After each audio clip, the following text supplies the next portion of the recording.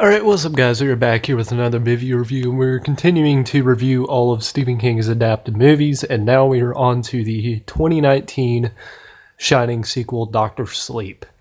Now, I went to see this in theaters about 4 days ago, and today I went and saw Midway, which is another November blockbuster in my opinion, but I will also be reviewing that tonight. Because it had Ed Warren from The Conjuring, it had Woody Harrelson, it had Dennis Quaid, it had that one guy with the mustache that I seem to not remember his name. But anyway, yeah, since I went back and watched The Shining before this, I got a lot more information about it. This movie is actually, it makes sense. I mean, it makes sense why they waited so long. Because now in this movie, Danny has grown up to be an adult. And there's a lot of, in my opinion, I never read the Doctor Sleep book. I did read The Shining, but I never read Doctor Sleep. I might have read The Shining. I don't know if I'm remembering that correctly. I think I did. At one point, there's only a select few Stephen King books that I'll actually read more than once. Not to say that he doesn't write good books. I've read a majority of his books that he's written, but there's only a few that I'll go back and read multiple times because, I don't know, rereading a Stephen King book, because they're usually pretty fucking large. The Stand in general, It's pretty fucking large. The Stand, Dark Tower, I'll read those a bunch because those are just graphic novels, and of course I'll read those. I'll read the Mr. Mercedes trilogy a lot, which actually got turned into a TV show, which I'm very excited to watch. I haven't seen it yet. I hope it's good because that's probably one of my all-time favorite stories of all time. If that was adapted into a movie correctly, that would be my all-time favorite movie. Mr. Mercedes is a masterpiece of a series. I would even go, even though it probably takes place in the Stephen King universe, it's probably one of Stephen King's greatest stories. But, no, there's a couple, like, another one I read was Revival. That one hasn't gotten turned into a movie yet, though. I've read that one about twice. And then, of course, one that has been turned into a movie, which I really like, is The Dark Half. Now, I'm not saying that I really like the movie. I actually have only seen about half an hour of the movie.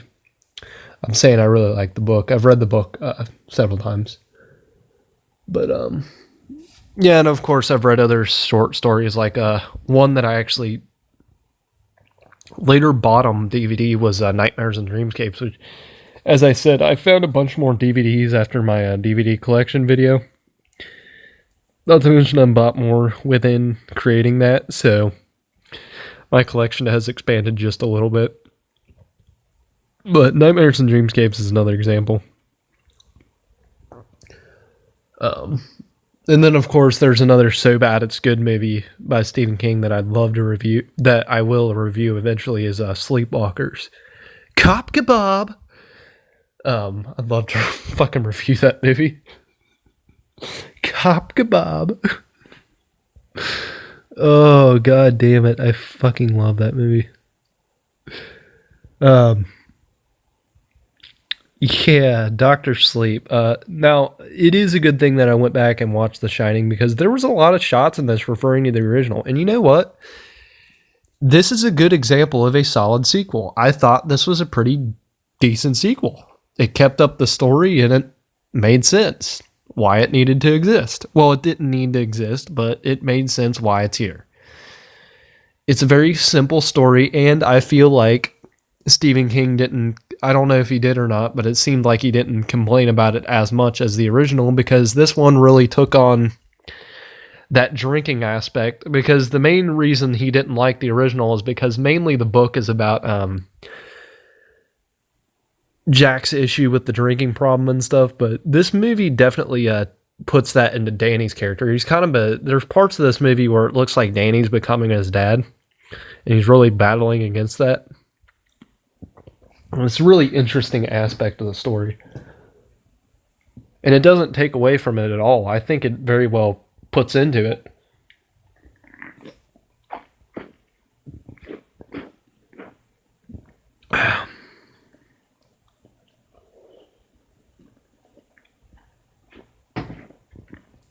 Not to mention, it's got a bunch of great actors in it.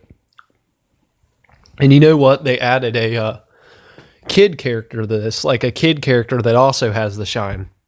And Danny talks to this little kid, and she's like, when he first talks to her, she's like maybe 4 or 5. And then it does a time skip like 8 years later, and it's 2019. And I guess this girl's like, I'm guessing 8 years, 2011, adding 8 years. Yeah, she's about 13 or 14. I can't remember exactly, but she's about 13 or 14. She's this little black girl, and I can't remember her name, of course. I'm not good with names. But she's got the shine too, and she's a big part of the story.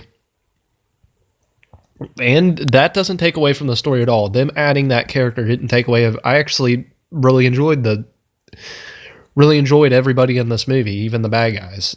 Well, there's one scene in particular that I thought was pretty ballsy to do in a movie these days. There was one scene that I thought was very ballsy to put into a pretty high budget blockbuster, in my opinion. I mean, this movie got a lot of recognition. I mean, a lot of people are going to see it, and it's pretty ballsy to put that kind of thing into a movie that's going to be that popular. But you know what? It doesn't concern me. It's been done before. Saw, Hostel, Human Centipede, Reanimator, Evil Dead. It's been done before. I mean, come on. Not to mention, no idea is left. I mean, it's been done in cinema before, but there was one scene in particular that I still think was kind of ballsy in today's world because of just the whole situation with, I really don't need to go into details anymore, but with like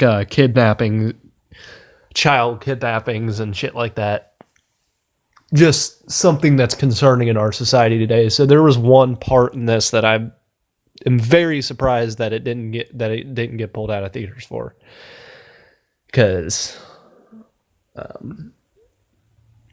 then again, go back 30 years, the original Evil Dead almost got banned for having too much gore, which is understandable. It's got a fair amount of gore, but again, it's not nearly as violent as some of the movies that we have today. So, I mean, so eventually over time, things will start getting more relaxed as they have in the past. So, yeah, enough of that. Dr. Sleep, again, I personally think this is a fair sequel. And we also get to see the return of several people from the Overlook Hotel, including an actor that I thought kind of, in some situations, not really, but probably as close as you can get to an imitation of young Jack Nicholson. I understand Jack Nicholson's an old man now. He's almost 90 years old. But I think they found someone that looks kind of like him. Not really, but kind of. That was one of the issues, but I understand Jack Nicholson couldn't be in it. But why couldn't they have just done like they did with Star Wars, like animate his younger form in? I thought that would have been kind of cool. But no, we got to see... I don't want to say that. That's going to piss people off. There was an actor that I was going to say he looked like, but a lot of people like this movie. I thought it was a good movie. Again, I'm probably going to give this a good review. I gave the original an A+. I'm not going to give this one an A+. I don't think it was good enough to be an A+. It may get an A. I don't know yet. But basically, this movie follows off it's still the year 1980, and it's a completely different part of the world.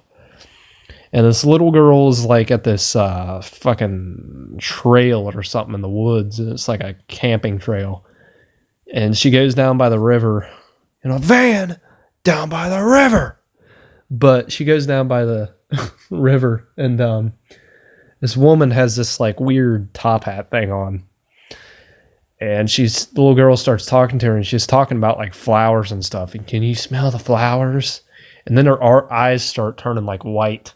And then there's a creepy scene where these people are starting to come out of the woods every time the camera focuses on the woods. And then eventually they swarm this little girl, and then we later get a sign that confirms that she's been missing. So I'm going to go ahead and tell you they probably fucking murdered that kid, because later in the movie, there is a scene that proves that these people fucking murder. Well, they murder kids who have the shine. And there's literally a 5-minute scene in this movie where they literally murder the shit out of this kid and take his shine. And it is graphic and hard to watch, is all I can say. Because it's very surprisingly, it's one thing killing a kid, but it's a second thing graphically torturing the shit out of a kid. Those are two totally different realms. And we'll get to that.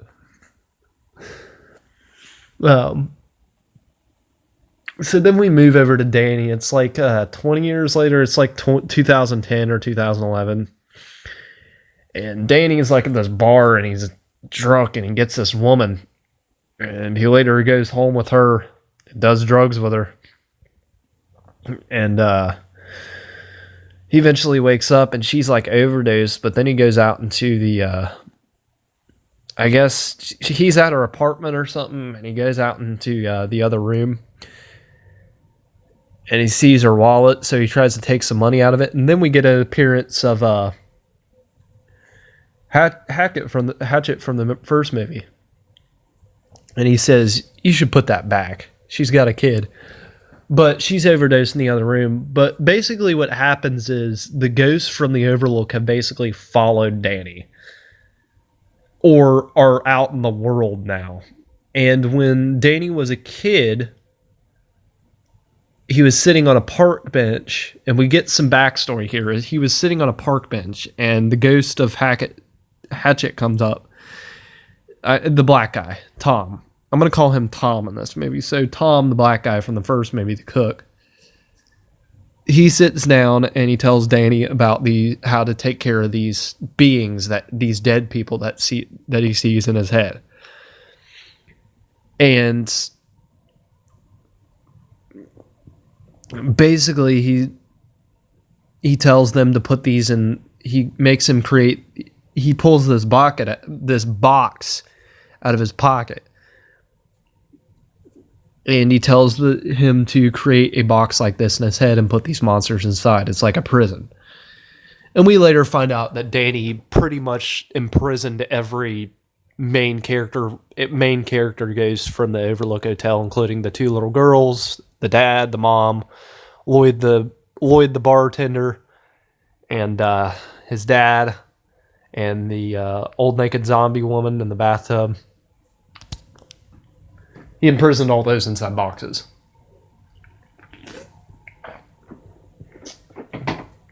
So,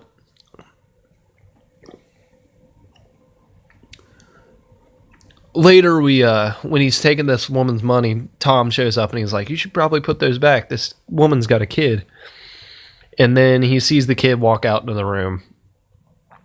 And so he puts I think, if I remember correctly, he puts the money back. And then he leaves, and then later we get to see him going on this bus to somewhere, and then we get this scene of this little black girl, and she's like, I can't remember her name, so she's like having this party or whatever. And then there's this whole scene where she goes inside, and the dad's wondering why why there's a bunch of spoons missing from the kitchen cabinets. And they look up on the ceiling and they're all like magnetized to it. And the little girl comes in and says, "Look at my magic trick," or whatever. Because apparently there was like a magician at the party. And she wanted to show her parents her magic trick. And she's got like telekinesis powers, which is also known as the Shine. So yeah. So basically, to clear this up, this is people who have the Shine can communicate with each other and communicate with each other across long distances if powerful enough. Danny is a very powerful Shine, but over time it has degraded because he has not used it that much. The little black girl has more Shine than anybody's ever seen, and she has a very powerful Shine. And these people that are killing kids for Shine are basically like these celestials that have like, well, not necessarily celestials, but these creatures that have like immortality powers that they feed on the Shine of children. And there's like a group of like 10 or 20 of them. And then we go back to a scene of the bad guys of the movie. There's a leader chick, and then there's her right-hand man. And then there's just a bunch of other randos. Well, randoms. Sorry, I've been watching too much Dead Meat. I've been using the word randos a lot. Because yeah, James uses that word a lot. Sorry, I've been watching I'm literally like, I think he's on to episode, like video 190 now. And I've already blown through 174 of them. I'm almost gone through the entire kill count, but I've been watching way too much of it, is what I'm trying to say. So if I start like using the word rando, then you know why. So we get a bunch of randos in the background, and there's another one that I need to mention, and it's I'm going to call him the Elder because they never really go into his name. So he's like the Elder, and he's old, and apparently he was alive during like Roman times and shit, and he's an old motherfucker. And yeah, he's old as shit. There's another Dead Meat quote. Old as shit. Oh, God. You guys don't even understand. I've been binge watching the shit out of Dead Meat. It's just like... It's kind of like a TV show to me. Dead Meat's kill counts are kind of like TV shows. They're podcasts, and it's just fun to watch. And I highly respect James A. Janisse. Just gotta say that. I highly respect the guy. He's very considerate towards... I mean, even when I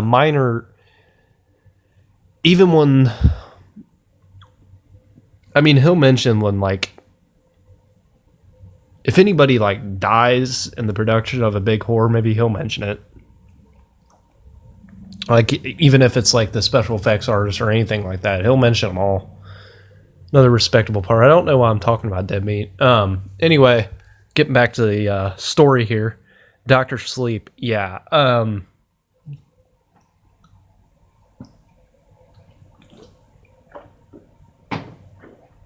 So, where was I?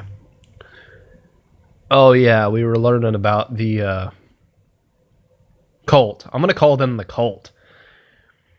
Okay, from now on, I'm going to refer to the old guy as the Elder. I'm going to refer to the cult leader chick as Cult Bitch. And I'm going to refer to her right-hand man, Cult Bitch's right-hand man. Wait, I don't want to... That's too long. Cult guy. I'm going to call him the cult guy. And then I'm going to call the other randos just the cult. So, all the cult people are going up to this theater, and I guess Cult Bitch's right-hand man finds... I'm just going to call him the right-hand man. Right-hand man finds this woman, and they go to this theater, and apparently she's there, and she's done this like 3 times, because apparently he's watched this before. So this woman has like a shine ability to where she can hypnotize people and make them do things. Kind of like a Death Note, but without the book.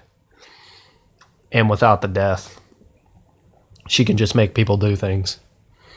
So, she basically, like... She's 17 years old, and she basically makes these pedophiles, like, go home and... Makes these pedophiles, like... Go home and, like, give themselves in and stuff. It's a weird thing, but... They want to pick her up. So, Cult Bitch confronts the 17-year-old. I'm going to call her, what should I call that chick? Useless side plot. I'm going to call her useless side plot because that makes sense and that's pretty much what she is. Even though this was a good movie, I am going to be a little bit hard on it. So she's the useless side plot. Honestly, this is one of the issues with the movie. This chick that they just picked up. She dies randomly 3/4 the way through the movie, and it doesn't do anything to the story. It's just like, why develop this bad guy character when... Why? It doesn't make fucking sense. There's multiple places like that. And that is one of the only issues with this movie. Well, other than a couple others. There's a couple more where the movie's a little bit bogged down. That's probably why it's not going to get an A+. Because there's parts of this where it seemed rushed, and then there's parts of it that I would have liked to see happen and then didn't happen. And there was parts of it where there was a lot of missed opportunities where they could have done something cool with it. Like, there's one particular in the end that I would have liked to see, but you know what? It was asking for too much. Hopefully it's in a deleted scene, though. I would have fucking loved that. Anyway. So then we learn... so then we get another scene where this useless side plot chick is on the beach with all the cult people, and Cult Bitch says, like, you gotta take in this vape juice. They got these, like, little canisters with shine in it. But it looks like vape juice, so I'm just going to call it the vape machine. So she's taking her vape medicine, and I guess like when she took it, she gets this like immortality, and to keep her immortality, she has to keep killing kids and feed on shine. Because, yeah. And, yeah. So then we go back to Danny, and he's like, got this new apartment. We get a scene where he gets this new apartment, and he meets this new friend guy. And he's like this guy with a beard, and he used to do hunting. So I'm going to call him Danny's friend. So Danny's friend is like, Danny's friend is like this guy, and he does guy things. I'm losing my track here. Oh, Danny's friend is like, gets Danny into this, one of those group circles where they're talking about their addictions and stuff, and he gets Danny to go in there, and these two guys become real good friends.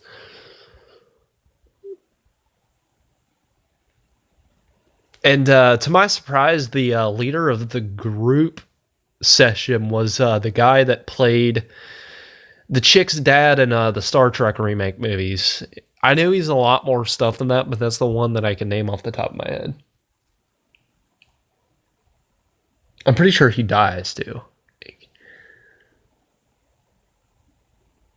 I'm thinking, and yeah, that's probably what it is. But anyway, so later that night, Danny goes to sleep in his new apartment, and he looks on the wall, and he gets like this... at this point in his life, it is... 8 years after that woman overdosed and he just left her kid to die. And there's a scene where he falls asleep and he rolls over and he sees that the woman's dead body is next to him. And then this like dead 3-year... This is another part that I'm surprised got put in this movie. There's like a dead 3-year-old corpse on the bed. And I'm just like, holy shit.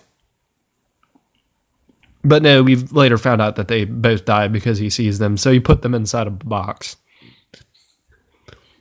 Because, yeah. And then, it's like 8 years later, and it's 2019 now, so. Well, before the time skip, we get a scene where apparently one of the walls in his apartment has like chalkboard put on it from the previous owner. So he gets this message on the chalkboard wall that says hello, and I guess he's talking to the little black girl.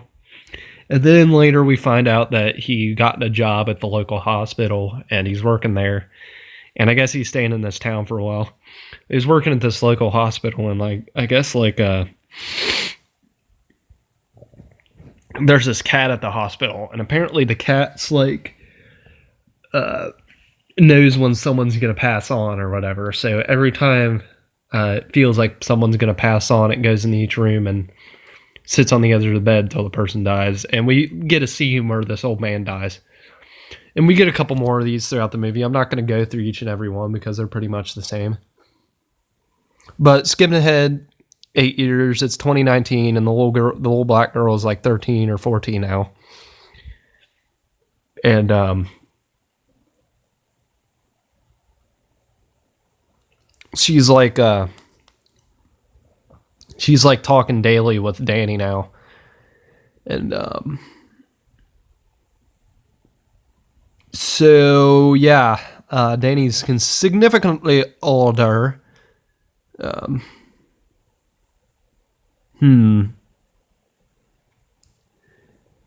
Oh, what was I gonna say? Oh my god.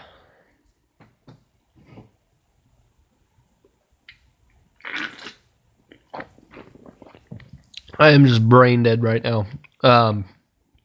It's late too. It's probably why. Pretty fucking late. So yeah. Then we get another scene we get another scene with the cult people where apparently they're not getting enough shine in their system, so the elder guy ends up like passing on, and he like turns into dust or whatever. Like dust in the wind, bro. Like dust in the wind.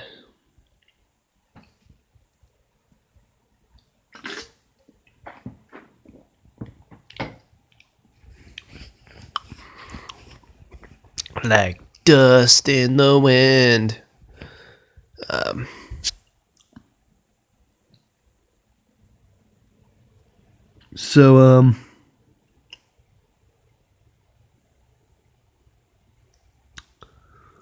Yeah.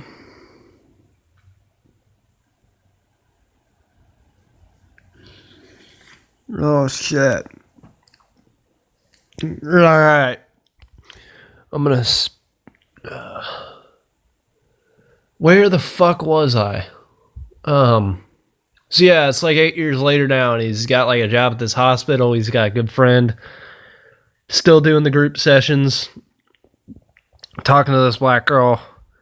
And after the old man dies, we get another scene where the black girl actually shows up in Danny's living town where he lives, and she shows up there, and Danny's like, maybe I shouldn't be seen on a park bench with a girl significantly younger than me. And I'm like, yeah, I understand your intentions aren't like that, but yeah, you're probably right. But no, he sits here anyway, even though his mind is like, so they end up like having this conversation, and apparently this is the first time where they're actually meeting up face to face. So black girl leaves, and Danny tells her that like, shit, these bad cult people want to kill you, and yeah, don't trust the cult people. So she's like, all right, I won't touch the cult people because they're bad. And Danny's like, all right, kid, you stay safe. Well, it doesn't actually go down that way, but that's pretty much the whole, just the conversation. And there's later things that this is pretty much after the whole murdering of the kids. So I'm going to go into this now. So the reason the little girl came there is because she found out about these cult people, and Danny knows who they are, I think. So he's like telling her not to deal with them. But since she has a very powerful shine, she can find these people. And there's this scene where she can like show up in the cult bitch's mind, and she like pushes her back and breaks this like freezer door inside of a supermarket. She's like, "Where the hell have you been? I fucking need your juice." So, well, holy shit, that came out wrong. No, she's like, "I need some of your vape juice." That came out so wrong. Oh, so the kid murder. Yeah, this is an intense scene. So basically what happens is they capture this like 10-year-old kid and then take him to a abandoned mill and tie him to the ground and don't kill him, but start stabbing him in the stomach and sucking his breath. Like, not kissing him, but like, there's like vape coming out of his mouth, or they call it the shine. It's not actually vape juice, but it looks like it, so. He's got this shit coming out of his mouth, and they're like absorbing it into their system, and she's like putting it in one of those little vape machines that she's got. And she's like stabbing it in this kid's stomach, like twisting this knife in there. It's just like, holy shit. No, this goes on for quite a while. Just keep stabbing this kid. Stabbing the kid, stabbing the kid, and stabbing the kid. And yeah, they just fucking stab the shit out of this kid. And then they bury his body in shallow dirt, mind you. Yeah, also bad. So they ended up murdering this kid, and that's why the little black girl showed up there. And later we find out that the cult bitch found where she lives, so she's like doing her whole shine thing where she looks in on it.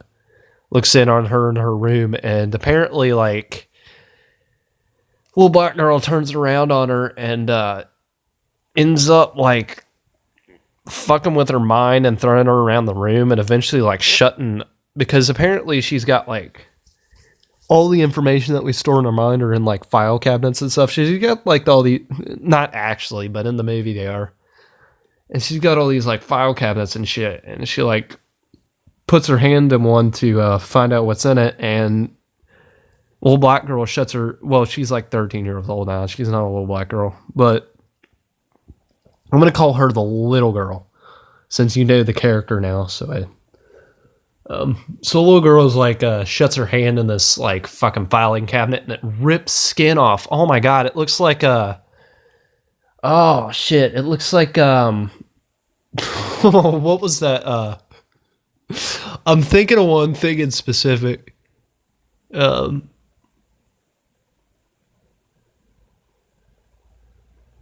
shit. What was that? There was a movie where this dude like got his hand crushed and his hands are like hanging on, his fingers are hanging on by a thread. It looks fucking hilarious, but that's what it looked like. But no, she gets like thrown when she goes back to her own mind. When the cult bitch goes back to her own mind, she like flies off the top of this RV, and then everybody's like, holy shit, what happened? But yeah, so what happens is cult bitch goes to little black girl's house, and what they're trying to do is, the main idea behind this is, so Danny and his friend that he met at the group help service got some old rifles and decided to project a version of the little black girl on a park bench in a remote area where Danny can fire off sniper rounds in the trees and kill the rest of the cult people except for cult bitch and her right-hand man. This succeeds, and they eventually kill everybody, and that one pedophile woman that was like killing pedophiles ends up getting shot. Before she dies, she mind controls Danny's friend to shoot himself in the head, and he does. And Danny's like, where the fuck is the right-hand man? So apparently the right-hand man shows up at the little black girl's house, and he ends up killing the dad and kidnapping the little girl. And she's stuck in the car, and he's got like a gun, and he's like, "Don't try anything stupid, bitch." And then, yeah, eventually Danny projects himself in the car, and eventually he gains enough power to take control of the steering wheel through a projection, which is actually pretty impressive because I can't do that. I often forget where I put my wallet, so that's pretty powerful. So I guess they're like, the car ends up wrecking, and the guy, right hand man, flies through the windshield and like dies in the grass, which is pretty anticlimactic, but whatever. But yeah, they decide to go back to the Overlook Hotel to fight off Colt Bitch there. And yeah, they get there and they see that Danny goes inside and he walks around looking at things, and he sees like a bunch of shit from the first movie. He sees the door with the red rum on it. He sees the hallway where the girls were murdered. And he sees Lloyd's little bar thing. So he goes up to the bar table with Lloyd, except it's not Lloyd this time. It's Jack, Danny's dad. And he's like pouring scotch, which was Jack Torrance's like favorite, I think, if I remember correctly. And yeah. So then we get some repeat shots from the original right there. Then the car horn starts honking outside the Overlook Hotel to notify Danny that the Colt bitch is here. So they get inside and they hide in there, and they get into the big foyer with the staircase and the writing room where Jack was in the first movie.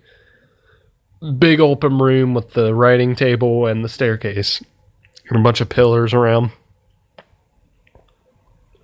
But they're in there, and Danny ends up getting into a battle with this Colt bitch, and she ends up stabbing him in the leg, which like ruptures an artery, and he ends up collapsing. And the whole black girl goes upstairs, and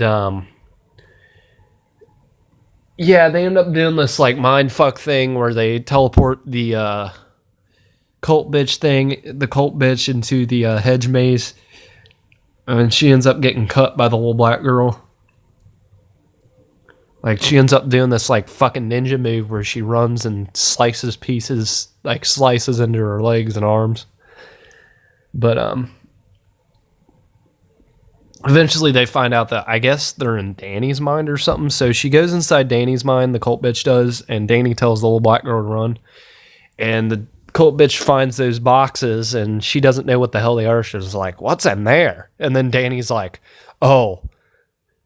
He says something like, "Do you want to find out they're very hungry or something?" I remember he said they're very hungry. So he lets them all out, and it's basically a bunch of the ghosts from the Overlook Hotel, and they end up like absorbing her and kill the Colt bitch. But now that they're out of the boxes, there's no way that he can put them back in, so he's got to burn down the hotel, and he ends up burning alive in it with it. So Danny does die in the end of this, but one thing I wanted to happen was to have his dad burst out of one of the boxes, the last one. And while they're absorbing this Colt bitch, I wanted him to clear them out of the way, and they all step back before they completely absorb her. And I wanted him to get his axe and do the best one-liner I've ever heard. This didn't happen, but I would have loved this. He would have gotten the axe and been like, "Here's Johnny, motherfucker!" And then just fucking axed her, and then they start absorbing her again. I would have fucking loved that. That would have been the greatest thing I have ever seen. I wanted to see it, but I didn't. I wanted to see that. I fucking wanted to see that, but I didn't. I'm so sad. I wanted to see it. I don't care how ridiculous it is. That would have been so quotable. Oh. It would have been about as good as Thanks killing Gobble Gobble, motherfucker. Gobble Gobble, motherfucker.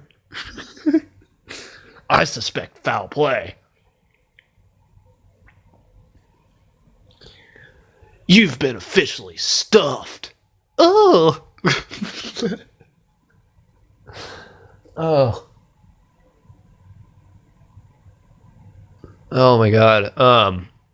Anyway, yeah, he ends up like burning down the hotel, and he ends up burning alive in it. And the last thing he sees before he dies is his mom. And earlier in the movie, Danny's first person that he trapped in one of these boxes was the old woman in the bathtub. And there's a scene where he goes in the bathroom and shuts the door behind him, and then comes back out and sits and watches movies with his mom. Well, the movie ends with Black Girl leaving, and now that her dad's dead, she's with her mom now. She comes back, and there's a scene where she's doing something with her mom, and her mom accepts the fact that she's got these superpowers. She goes inside the bathroom and shuts the door behind her because you see the old woman in the bathtub. And that basically tells you, well, Danny's dead now. It's time for her to use her powers. So, yeah, it's an interesting little scene. And it kind of sucks that they killed Danny, but then again, it really doesn't take away from the movie, in my opinion. There were issues like that side character that they just randomly put in there and had no purpose of being in there whatsoever. That honestly, I don't know why they had the pedophile killer chick, because it really, I mean, yeah, it's a good thing that she's killing pedophiles, but then again, it kind of bogs down the movie just a little bit. I know I said there's not a lot in this movie that does that, but that is the prime example of the one thing that does. But other than that random side story, and of course there were a couple other things, like I thought maybe explanation of the cult would have been a little better than what they did end up doing. There's a lot of mystery and a lot of randos that just don't make sense, and when they die, you're just like, oh, whatever. Because when the main bad guy dies, it's just like, whatever. I mean, even when Cult Bitch dies, it's just like, it's not satisfying. I mean, there are issues with this movie. But then again, and the fact that the little black girl's parents aren't supporting of her superpowers is another thing that kind of bogs the story down a little bit. I think they could have gone into her parents, because I think that 8-year time stretch was just a little bit too much to stretch of time. Maybe we could have seen like some backstory to this. But, you know, there are little things with this movie that just don't make sense. Like my main issue being the chick that kills pedophiles or makes them turn themselves in or whatever. I'm not sure what she does with them, but the main issue with this is it was a good movie, but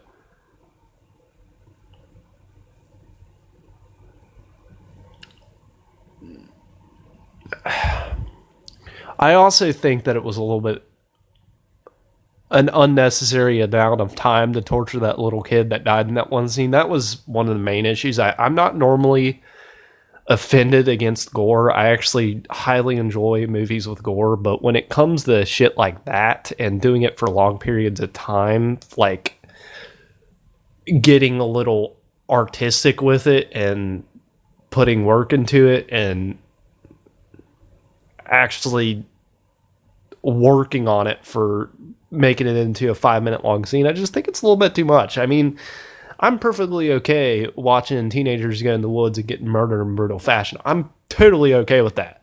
I'm totally okay watching Jigsaw and his bullshit philosophies killing people for no reason. You accidentally dropped a thumbtack on the ground and someone stepped on it. Now you gotta have these chains attached to your nipples and hope they don't rip off.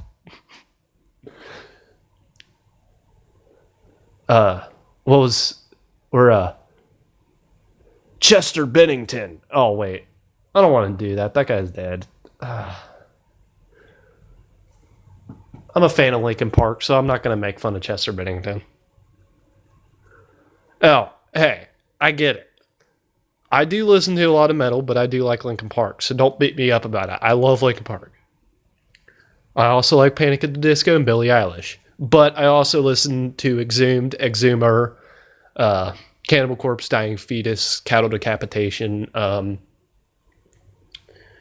Visigoth. There are thousands of bands that I listen to. Veil of Maya, Black Tongue, Winds of Plague, Suicide Silence. But I'm not going to make fun of Chester Bennington, even though he was in the neo-Nazi scene from Saul,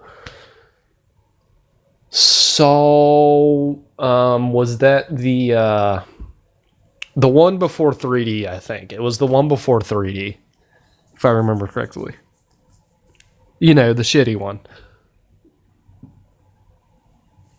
But, yeah, Dr. Sleep. I have to give this movie a B. It wasn't bad. It wasn't a meh. And it wasn't perfect. So I'm going to put it in between there, a B. I think it deserves that. So remember to leave a comment, like, and subscribe.